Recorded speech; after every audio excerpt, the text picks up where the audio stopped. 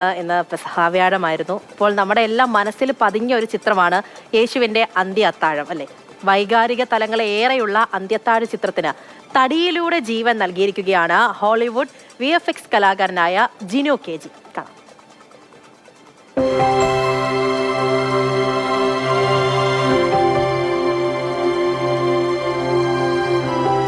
പെസഹ വ്യാഴം, യേശുവിന്റെ അന്ത്യ അത്താഴ ദിനം.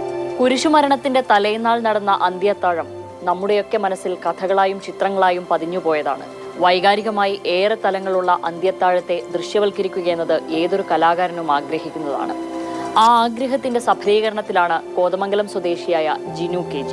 ഡാവിഞ്ചിയെ പോലെയുള്ള അതിപ്രശസ്തർ വരച്ചിട്ടുള്ള അന്ത്യത്താഴ ചിത്രങ്ങൾ ഏറെ പ്രശസ്തമാണ്.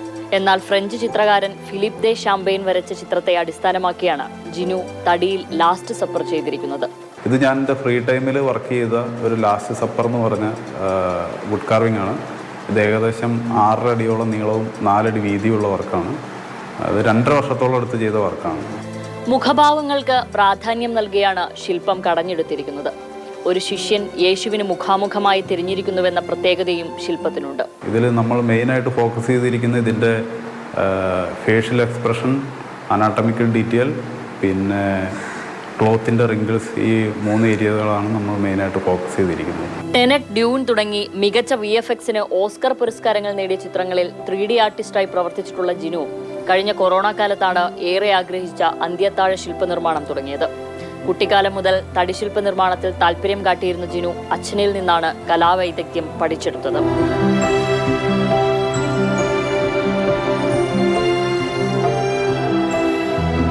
മാതൃഭൂമി ന്യൂസ്, കൊച്ചി.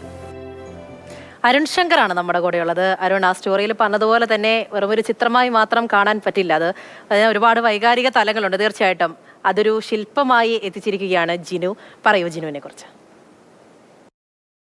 ലോകത്തുള്ള ക്രൈസ്തവ വിശ്വാസികളെല്ലാം പെസഹ വ്യാഴം ആചരിക്കുകയാണ്. അന്ത്യ അത്താഴത്തിൻ്റെ ഓർമ്മൂത്തുകൾ കൂടിയാണ് ഈ പെസഹ വ്യാഴം എന്ന് പറയുന്നത്. വിശ്വാസികളെ സംബന്ധിച്ച് വളരെ പ്രധാനപ്പെട്ടതാണ് അന്ത്യ അത്താഴം. അത് വൈകാരികമായിട്ട് അവർക്ക് ഏറെ അടുപ്പമുള്ളൊരു നിമിഷം കൂടിയാണ് ഈ അന്ത്യ അത്താഴം എന്ന് പറയുന്നത്. പക്ഷേ അതിനപ്പുറത്തേക്ക് കലാകാരന്മാരെ സംബന്ധിച്ചും വളരെ പ്രിയപ്പെട്ട ഒരു നിമിഷമാണ് അന്ത്യ അത്താഴം.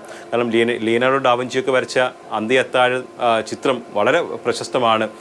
അതൊക്കെ വഴിയാണ് കൂടുതൽ ജനങ്ങളിലേക്ക് ഈ അന്ത്യ അത്താഴത്തെക്കുറിച്ചുള്ള കഥകളും ഒക്കെ എത്തപ്പെടുന്നത്. അങ്ങനെ കലാകാരന്മാർക്കും വളരെ ഏറെ പ്രിയപ്പെട്ട അന്ത്യത്താഴ നിമിഷങ്ങൾ വരയ്ക്കുക, അല്ലെങ്കിൽ അതിൻ്റെ ശില്പങ്ങൾ നിർമ്മിക്കുക എന്നുള്ളത് വളരെ ആഗ്രഹമുള്ള കാര്യമാണ്. അത് വെല്ലുവിളി നിറഞ്ഞതാണ്. കാരണം അതിനകത്തുള്ള വൈകാരിക തലങ്ങൾ, പലതരത്തിലുള്ള വൈകാരിക അടരുകളുണ്ട്.